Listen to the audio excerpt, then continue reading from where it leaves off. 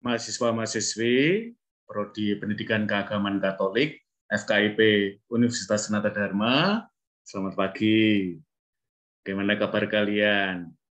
Sehat semua ya? Tetap jaga prokes rekan-rekan karena virus Omikron sedang merebak ya juga di kota kita. Gimana kabarnya teman-teman? Pasti excited banget ya memasuki semester yang baru, ada mata kuliah baru, dan ada dosen baru teman-teman yang mengampu mata kuliah Kitab Suci Ibrani. Nah, kalian yang bergabung di kelas C, saya mohon maaf dulu ya teman-teman, mestinya pertemuan perdana ini akan menjadi pertemuan yang memorable, exciting, karena kita bisa ketemu di kelas ya dengan separuh dari kalian dengan pembelajaran hibrid.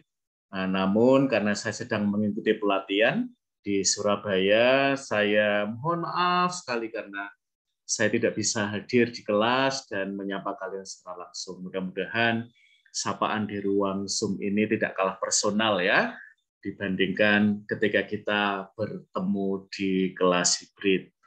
Nah, rekan-rekan, apa sih yang menarik dari mata kuliah Kitab Suci Ibrani ini, terutama buat kalian yang akan jadi guru agama, yang akan jadi pewarta pastoral, kalian yang akan terlibat di paroki atau di profesi-profesi yang terkait dengan prodi kita. Nah, beberapa waktu terakhir ini tentu kalian updated ya.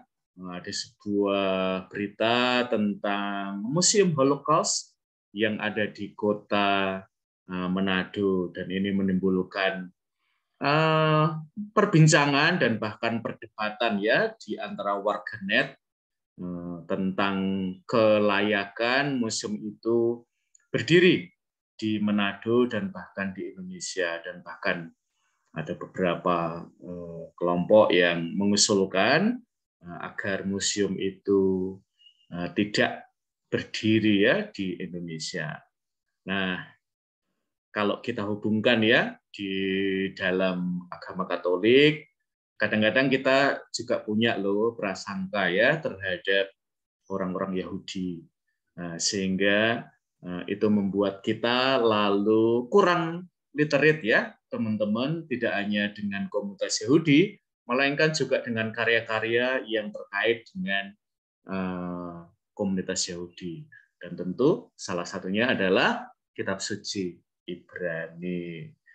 Nah, karena istilahnya saja ya rekan-rekan, itu adalah Kitab Suci Perjanjian Lama, lalu dibandingkan dengan Kitab Suci Perjanjian Baru, sehingga kadang-kadang kita kurang apresiatif ya rekan-rekan dengan Kitab Suci Ibrani, sehingga kita kurang mengeksplorasinya. Kita dalam banyak hal barangkali memberikan tekanan yang sangat besar ya pada Kitab Suci Kristiani, sehingga kita kurang memberikan perhatian pada Kitab Suci Ibrani.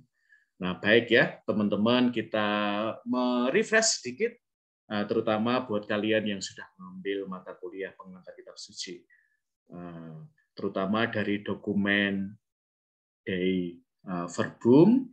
Rekan-rekan kita disadarkan bahwa Kitab Suci adalah jiwa bagi teologi, dan dalam konteks kita yang ada di Prodi Pendidikan Keagamaan Katolik, Kitab Suci adalah roh dari katekese. Maka seorang katekis yang illiterate ya, yang tidak melek terhadap Kitab Suci, lalu apa yang bisa kita banggakan, apa yang bisa kita wartakan, dan keiliteretan kita itu membuat lalu pewartaan menjadi kurang berbobot ya.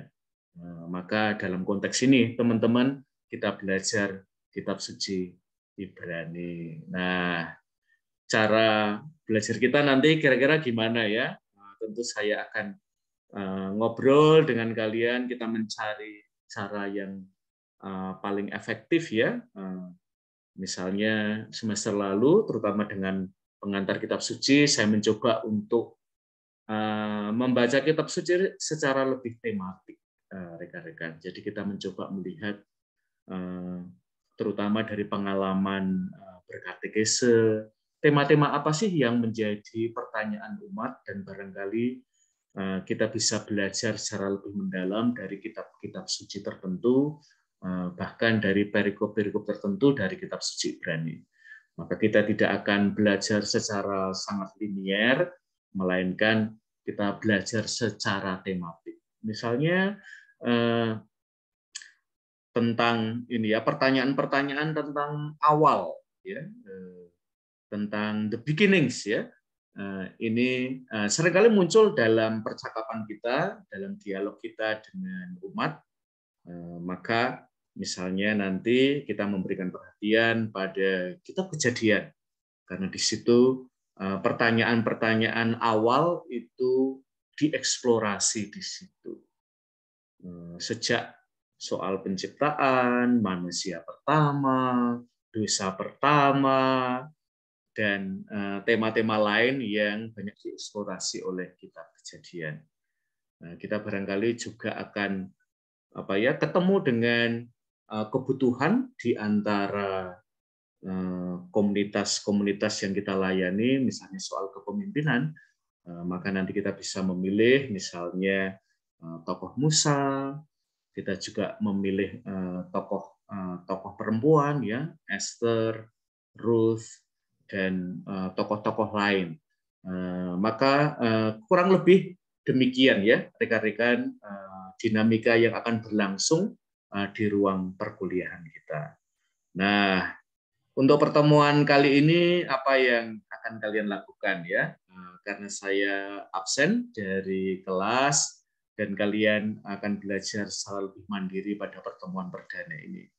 Nah, rekan-rekan, yang bisa kalian lakukan adalah kalian bisa membaca secara slow aja, teman-teman, tidak perlu tergesa-gesa ya, karena dokumen gereja seringkali membutuhkan kesabaran ya dari pihak kita, terutama bagi kita yang pemula di dalam bidang teologi dan juga keagamaan Katolik. Dokumen dari Dei Verbum yang memberikan tekanan pada pentingnya katekese itu memberikan tempat yang istimewa pada kitab suci. Dan juga sejarah keselamatan menjadi pincang, menjadi kurang lengkap kalau kita melewati begitu saja teks kitab suci Ibrani ya.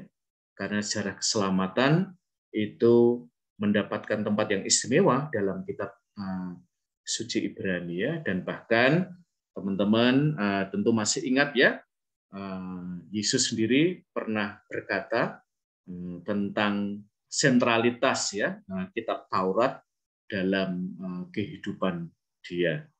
Ketika dia mengatakan, sesungguhnya selama belum lenyap langit dan bumi ini, satu iota atau satu titik pun tidak akan ditiadakan dari hukum Taurat sebelum semuanya terjadi.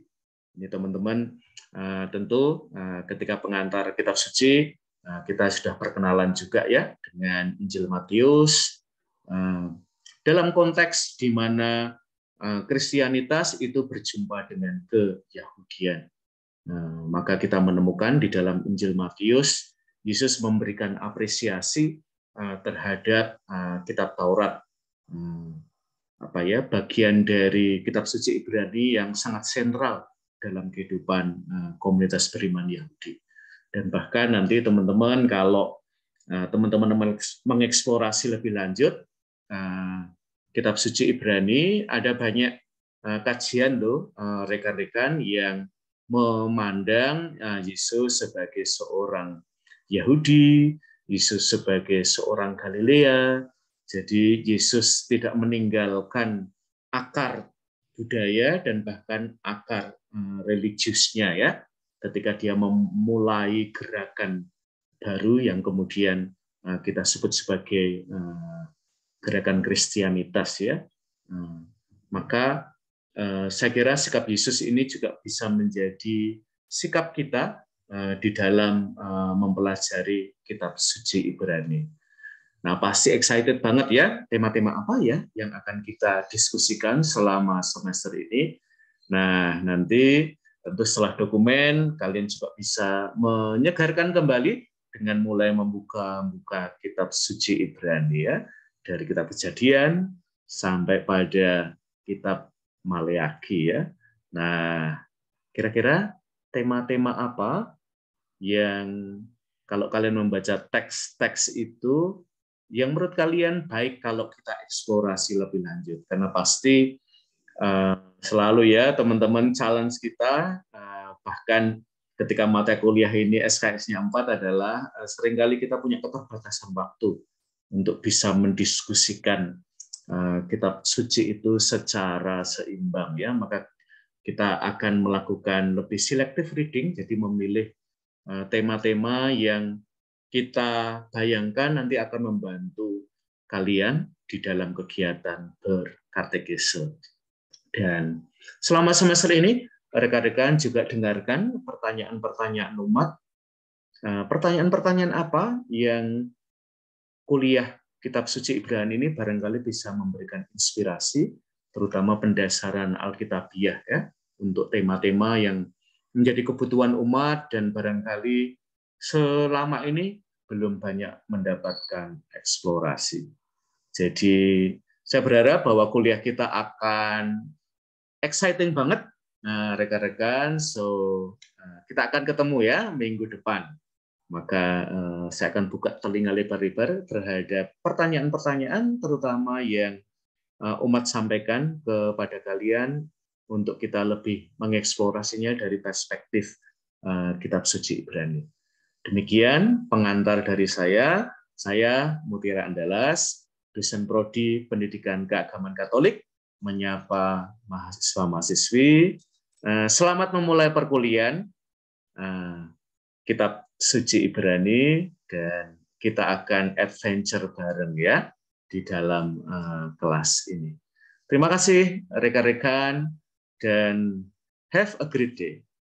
Thank you semuanya.